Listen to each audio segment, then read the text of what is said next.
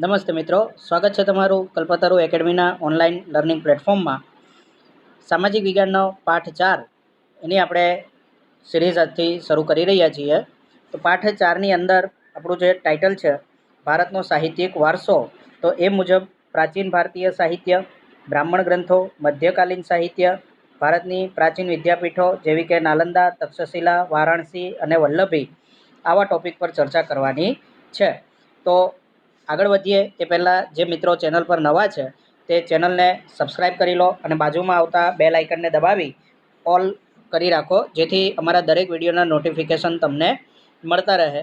ઉપરાંત જેટલા પણ વિડીયો ઓલરેડી અપલોડ થઈ ચૂક્યા છે એ વિડીયોને પણ એકવાર રિફર કરી જાઓ. ખાસ કરીને ધોરણ 10માં ચાલુ વર્ષે જે વિદ્યાર્થીઓ પ્રવેશ મેળવવાના છે તેમના માટે ખૂબ જ મહત્ત્વના એ બની રહેશે. અને સાથે સાથે ક્લાસ 1, 2, 3ની ગવર્મેન્ટ જોબની તૈયારી કરનારા વિદ્યાર્થીઓ માટે પણ આ વિડીયો અગત્યના બની રહેશે.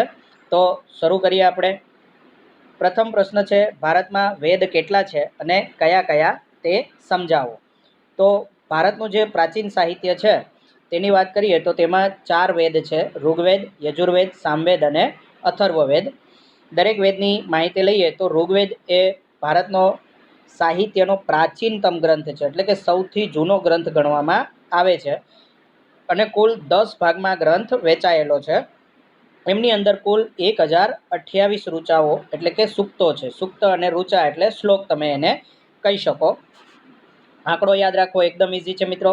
આપણે જે ડેટા વાપરી રહ્યા છીએ મોબાઈલ, ઇન્ટરનેટ વગેરે, તો તેમાં 1 GB કે 1 MB શબ્દ યુઝ કરીએ છીએ. તો 1 GB એટલે 1024 MB અને એમાં 4 ઉમેરો એટલે 1028. તો એ આપણી ઋચાઓ છે ઋગ્વેદની. અને મોટાભાગની જે ઋચાઓ છે એટલે કે શ્લોક છે તે કોને રિલેટેડ છે? તો કે દેવોને લગતી સ્તુતિઓ છે. એમાં સર્વપ્રથમ શ્લોક જે છે તે ઇન્દ્રની સ્તુતિ છે. એમ અલગ અલગ એટલે કે શંકર છે, ત્યારબાદ સૂર્યદેવ છે વગેરે અલગ અલગ દેવ ભગવાન એમની સ્તુતિઓ અહીં લખેલી છે. આ જે સ્તુતિઓ છે તે યજ્ઞ પ્રસંગે ઉપયોગમાં લેવામાં આવતી અને ઉષાને સંબોધન કરતી કેટલીક સ્તુતિઓ એ મનમોહક છે. ઉષા એટલે શું? તો કે જે સવારમાં સૂર્ય ઉગે એ પહેલાંનો સમય, તો એને ઉષા તરીકે ઓળખવામાં આવે છે. અને પ્રાચીનતમ સાહિત્યમાં એમને દેવીનું સ્થાન પણ આપવામાં આવેલું છે. તો એના માટેની પણ કેટલીક સ્તુતિઓ અહીં વિદ્યમાન છે.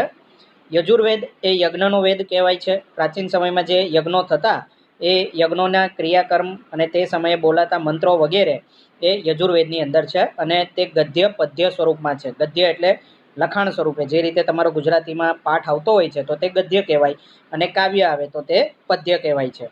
તેમાં યજ્ઞના મંત્રો, યજ્ઞની ક્રિયાઓ અને વિધિઓ દર્શાવવામાં આવી છે. ખાસ કરીને જે મંત્રો છે એ પદ્ય સ્વરૂપમાં હોઈ શકે છે અને ક્રિયાઓ, વિધિઓ જે છે એ ગદ્ય સ્વરૂપમાં હોઈ શકે.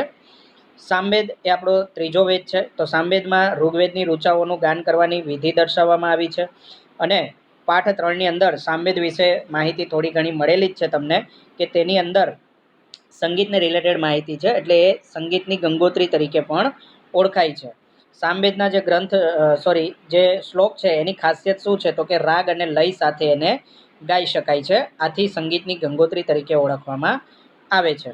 અને છેલ્લો જે આપણો વેદ છે અથર્વવેદ, તો તેની અંદર અનેક પ્રકારના કર્મકાંડ અને સંસ્કારો, એટલે કે મનુષ્યના જીવનમાં કુલ 16 સંસ્કારો આવતા હોય છે.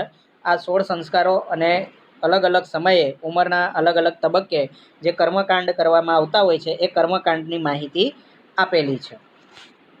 ત્યારબાદ બીજો પ્રશ્ન છે, પ્રાચીન ભારતીય સાહિત્ય તરીકે વૈદિક સાહિત્યનો પરિચય આપો. તો વૈદિક સાહિત્યની અંદર 4 વેદો તો આવશે જ, પણ એની સાથે સાથે બ્રાહ્મણ ગ્રંથો, આરણ્યકો, ઉપનિષદો અને વેદાંગોનો સમાવેશ થાય છે. આગળ આપણે ઓલરેડી આ 4 ગ્રંથો વિશેની માહિતી જોઈ ગયા છીએ, એટલે અહીં રિપીટ હું કરતો નથી. જ્યાં તે છે એ જ માહિતી અહીં લીધેલી છે. આપણે આગળ વધીએ તો જે બ્રાહ્મણ ગ્રંથો છે, તો આ બ્રાહ્મણ ગ્રંથો શું છે? તો દરેકનો થોડું આપણે સમજીએ. તો બ્રાહ્મણ ગ્રંથો એની અંદર વૈદિક મંત્રના અર્થ આપ્યા છે. જે ઋગ્વેદ, યજુર્વેદ, અથર્વવેદ આપણે જોયા, તો એની અંદર જે મંત્રો છે એ મંત્રોના અર્થ લખેલા છે અને જે તે બ્રાહ્મણોએ જે તે વેદ એને પકડીને એના ઉપર આ તૈયાર કરેલું છે. અને જે યજ્ઞ એને લગતી વિધિઓ છે એ દરેકનું માર્ગદર્શન પણ અહીં બ્રાહ્મણ ગ્રંથોમાં આપેલું છે. ત્યારબાદ આરણ્યક ગ્રંથો એટલે શું? તો અરણ્ય એટલે જંગલ. તો આરણ્યક ગ્રંથોમાં આર્યોએ જંગલમાં વસવાટ કરી સતત ચિંતન કરીને રચેલું તત્વજ્ઞાનથી સભર એવું સાહિત્ય. હાલમાં જે રામાયણ મહાભારત આવી રહી છે તો એની અંદર તમે માર્કિંગ કર્યું હોય તો મહાભારતની અંદર જે વેદવ્યાસજી છે એ મોટાભાગે જંગલમાં જ વસવાટ કરે છે. તો જીવનનો જે વાનપ્રસ્થાશ્રમ તબક્કો કહેવાય છે એ વાનપ્રસ્થાશ્રમ તબક્કાની અંદર આ લોકો પોતે જંગલમાં જતા રહેતા, એટલે કે પોતાના સંસારથી દૂર એકાંતમાં, અને ત્યાં જે સતત ચિંતનથી એમને જે નોલેજ પ્રાપ્ત થતું એ તત્વજ્ઞાનથી ભરપૂર એવું ફિલોસોફિકલ સાહિત્યની રચના કરી, જેને આરણ્યક ગ્રંથો તરીકે ઓળખાય છે. ઉપનિષદો શું છે? તો કે ઉપનિષદો એ ભારતીય દાર્શનિક સાહિત્ય ગણાય છે, જેમાં બ્રહ્માંડનો આરંભ કેવી રીતે થયો, જીવન, મૃત્યુ, ભૌતિક અને આધ્યાત્મિક જગત, જ્ઞાન, પ્રકૃતિ અને દાર્શનિક પ્રશ્નોનું વિવેચન કરવામાં આવેલું છે. એટલે જીવનને રિલેટેડ ઘણા બધા પ્રશ્નો જે છે એ અહીં દર્શાવેલા છે. ખાસ કરીને જે ગીતા છે એ ગીતાને તમે આ પ્રકારનું ગણી શકો કે તેની અંદર મોસ્ટ ઓફ જે પ્રશ્નો અર્જુનને ઉદ્ભવેલા એનું નોલેજ આપવામાં આવેલું છે. બૃહદારણ્યક અને છાંદોગ્ય એ પ્રારંભિક ઉપનિષદો છે. મિત્રો, તમારા માટે પ્રશ્ન એ છે કે ઉપનિષદો કુલ કેટલા છે? નામ લખવાની જરૂર નથી, કેમ કે ઘણા બધા છે, તમે બધાના નામ પણ નહીં લખી શકો. અને જે મિત્રો લખી શકતા હોય તો વેલ એન્ડ ગુડ, કમેન્ટ કરી શકો છો. ઉપનિષદો એ સંવાદ સ્વરૂપે છે અને તેમાં સરળ અને સુંદર વાક્યોમાં ગહન વિચારો રજૂ થયેલા છે.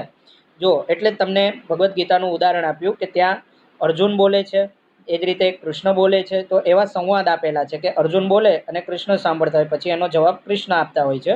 તો એ સંવાદ સ્વરૂપે આ ઉપનિષદો લખાયેલા છે. અને ત્યારબાદનું છે વેદાંગ સાહિત્ય. તો વેદાંગ સાહિત્ય એમાં નામનો અર્થ છૂટો પાડીએ તો વેદ અંગ, વેદોના અંગરૂપી. તો તેમાં કર્મકાંડ, જ્યોતિષ, વ્યાકરણ અને ખગોળશાસ્ત્રનો સમાવેશ થયેલો છે. તે પછી તાજેતરમાં જે લોકડાઉનમાં ચાલી રહ્યા છે એવા મહાભારત અને રામાયણ, આ બે આપણા મહાકાવ્યો છે.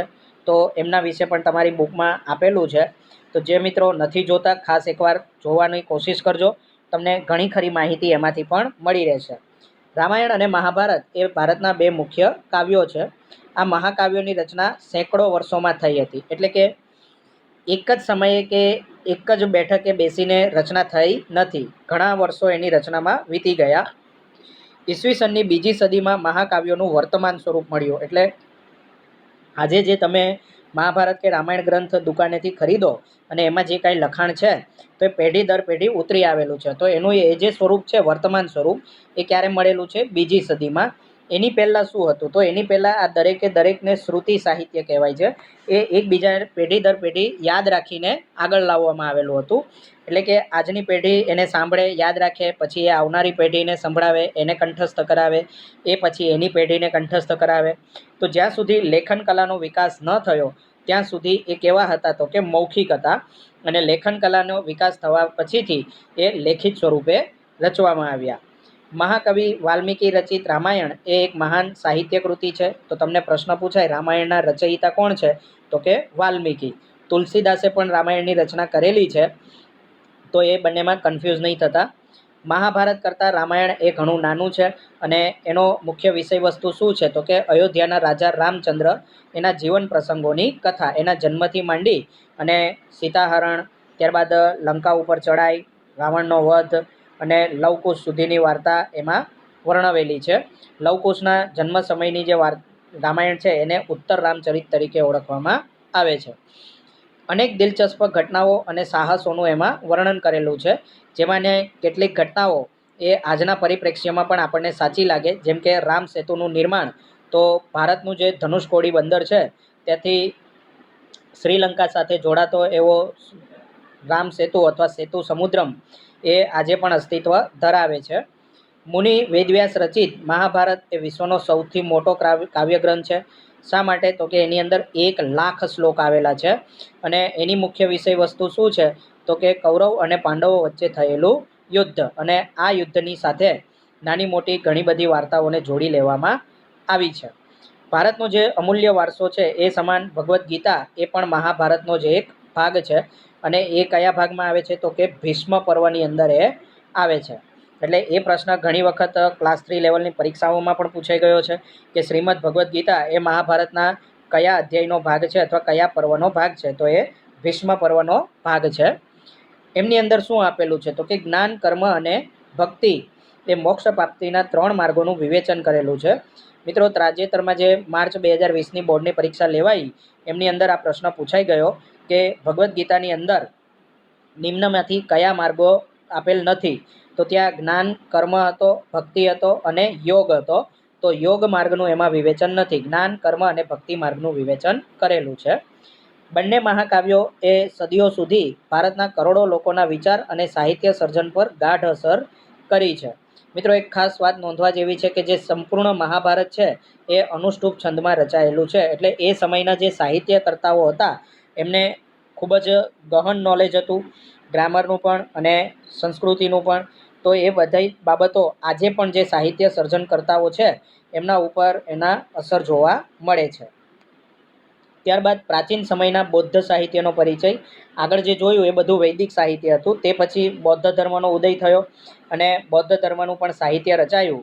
તો એ સમયનું જે સાહિત્ય છે પ્રારંભિક, એ પાલી ભાષામાં લખાયું હતું અને 3 ભાગમાં એ વહેંચાયેલું છે. એટલે એને ત્રિપિટકના નામે ઓળખાય છે. આ ત્રિપિટક કયા છે, તો કે પહેલું છે સૂત પિટક અથવા તો સૂત્ર પિટક, બીજું છે વિનય પિટક અને ત્રીજું છે અભિધમ પિટક. ત્રણેયના નામ પાછળ પિટક આવે છે એટલે એને ત્રિપિટક તરીકે ઓળખવામાં આવે છે. અને સૂતનો અર્થ શું થાય છે, તો કે સૂત્ર. તો આ પિટકની અંદર મુખ્યત્વે ભગવાન બુદ્ધ અને તેના શિષ્ય વચ્ચે જે સંવાદો થયેલા એ સંવાદોને રચવામાં આવેલા છે. વિનય પિટકની અંદર બૌદ્ધ સંઘના નિયમો આપેલા છે. જ્યારે ગૌતમ બુદ્ધને જ્ઞાનની પ્રાપ્તિ થઈ એ પછી પોતાના શિષ્યો સાથે એ નીકળી પડેલા અને લોકોને સમજાવતા હતા કે તમને જે દુઃખ છે, જે તકલીફ છે, એનું સૌથી મોટું કારણ તમારી ઈચ્છાઓ છે. જ્યાં સુધી એ ઈચ્છાઓનો ત્યાગ નહીં કરો ત્યાં સુધી તમે દુઃખમાંથી છૂટા થશો નહીં. તો ઘણા લોકો એમની સાથે જોડાતા ગયા અને એ જે આખી ટીમ તૈયાર થઈ એને સંઘ તરીકે ઓળખવામાં આવે છે. અને એટલા માટે જ બુદ્ધમ શરણમ ગચ્છામિ, સંઘમ શરણમ ગચ્છામિ એવું એ લોકો બોલતા હોય છે. તો આ જે સંઘ છે એમાં રહેવા માટે પણ નિયમો આપવામાં આવેલા અને આ નિયમો શેમાં છે, તો કે વિનય પિટકની અંદર આપેલા છે. ત્યારબાદ રાજા મિનેન્ડર અને બૌદ્ધ તત્વજ્ઞાની નાગસેન એની વચ્ચે પણ સંવાદ થયેલો, જેને મિલિંદ પન્હો એટલે કે મિલિંદના પ્રશ્નો એ નામે સાહિત્યિક ગ્રંથની રચના થઈ, જે બૌદ્ધ સાહિત્યનો મહત્ત્વનો ગ્રંથ ગણાય છે. તે પછી અશ્વઘોષ એણે બુદ્ધ ચરિત નામે સંસ્કૃત ભાષામાં એક સાહિત્ય ગ્રંથની રચના પણ કરેલી. એટલે બૌદ્ધિક સાહિત્ય પૂછાય તો તમારે મુખ્ય 3 વસ્તુ યાદ રાખવાની છે. એક ત્રિપિટક, બીજું મિલિંદ પન્હો અને ત્રીજું બુદ્ધ ચરિત. ત્રિપિટકમાં સૂત પિટક, વિનય પિટક અને અભિધમ પિટક. જેમાં સૂત પિટક શું છે, તો કે ભગવાન બુદ્ધ અને તેના શિષ્યો વચ્ચેના સંવાદ. વિનય પિટક શું છે, તો કે બૌદ્ધ સંઘના નિયમો. અને મિલિંદ પન્હો શું છે, તો કે રાજા મિનેન્ડર અને બૌદ્ધ તત્વજ્ઞાની નાગસેન એ બંને વચ્ચે જે ચર્ચા થઈ, નાગસેનને પ્રશ્નો પૂછતા ગયા મિનેન્ડર અને નાગસેને જે જવાબ આપ્યા એ બધાનો એક સંગ્રહ કરવામાં આવ્યો અને એ ગ્રંથ બન્યો, તેને મિલિંદ પન્હો કહે છે. અને અશ્વઘોષે બુદ્ધ ચરિતની રચના કરેલી જે સંસ્કૃત સાહિત્ય છે. એ પછી પ્રાચીન ભારતીય સાહિત્ય, તો એની અંદર ઋગ્વેદ તો છે જ, એની સાથે સાથે સામવેદ, યજુર્વેદ, અથર્વવેદ રચાયા. એ પછી બ્રાહ્મણ ગ્રંથ, એ પછી ઉપનિષદો અને એ સાથે જ વેદાંગ સાહિત્ય પણ રચાયું. આ બધાની માહિતી આપણે આગળ જોઈ ગયા છીએ. નવો ટોપિક શું છે, તો કે મહાન વ્યાકરણ શાસ્ત્રી પાણિની એમણે સંસ્કૃત ભાષામાં અષ્ટાધ્યાયી નામે વ્યાકરણ ગ્રંથ રચ્યો હતો. તો ખાસ યાદ રાખજો કે અષ્ટાધ્યાયી શું છે, તો કે વ્યાકરણ ગ્રંથ છે અને રચના કોને કરી, તો કે પાણિનીએ. પ્રાચીન ભારતીય સાહિત્યમાં મહાકાવ્ય તરીકે રામાયણ અને મહાભારત એ પણ આપણા મુખ્ય ગ્રંથો છે. પૌરાણિક જે બૌદ્ધ ધાર્મિક સાહિત્ય છે એ પાલી ભાષામાં લખાયું હતું, એટલે કે એની જે ભાષા હતી એ પાલી હતી. ત્રિપિટક, જેમાં સૂત પિટક, વિનય પિટક અને અભિધમ પિટક નામના ગ્રંથો મુખ્ય છે. ત્યારબાદ મિલિંદ પન્હોની પણ માહિતી આપણે જોઈ. હવે ગુપ્ત યુગ, તો ગુપ્ત યુગમાં સંસ્કૃત સાહિત્યમાં કાવ્ય અને નાટકનો વિકાસ થયો, એટલે એ સુવર્ણ યુગ ગણાય છે. અને અહીં કવિવર જે કાલિદાસ, ભવભૂતિ, ભારવી, ભર્તુહરી, બાણભટ્ટ અને માઘ એના જેવા મહાન સાહિત્યકારો થઈ ગયા. એમાં કાલિદાસ અને અન્ય સાહિત્યકારો એમની રચના આપણે પાઠ 3ની અંદર પણ જોઈ ગયા છીએ. તે પછીનો જે સમય છે એમાં શંકરાચાર્ય એના દ્વારા ભાષ્યની રચના કરવામાં આવી અને પ્રાચીન યુગ દરમિયાન તમિલ, તેલુગુ, કન્નડ તથા મલયાલમ આ 4 દ્રવિડ કુળની ભાષાઓ એમાં સાહિત્ય રચાયું, જેમાં તમિલ એ સૌથી પ્રાચીન ભાષા છે અને તમિલ સાહિત્ય પણ સૌથી બહોળા પ્રમાણમાં મળી આવે છે. તો ઉત્તર ભારતમાં મોટાભાગે પાલી, પ્રાકૃત અને બ્રાહ્મી લિપિ પ્રખ્યાત હતી, જ્યારે દક્ષિણ ભારતમાં તમિલ, તેલુગુ, કન્નડ, મલયાલમ આ બધી દ્રવિડ કુળની ભાષાઓ ગણાય છે, જેમાં તેલુગુ સૌથી પ્રાચીન છે અને એના પરથી જ તમિલ સૌથી પ્રાચીન છે અને એના પરથી તેલુગુ, કન્નડ, મલયાલમ ઉતરી આવેલી છે. મિત્રો, નેક્સ્ટ વિડીયો સાથે આપણે ફરી મળીશું. મીનવાઇલ વોટ્સઅપ ગ્રુપમાં જોડાવા માટે તમારું નામ, શાળાનું નામ અને જિલ્લાનું નામ લખી 9429265753 પર વોટ્સઅપ કરી આપવા વિનંતી. ત્યાં તમને દરેક ચેપ્ટરની PDF અને ફ્યુચરમાં જે પેપરો વગેરે છે તમારી પરીક્ષા રિલેટેડ એ પણ તમને ત્યાંથી પ્રાપ્ત કરાવવામાં આવશે.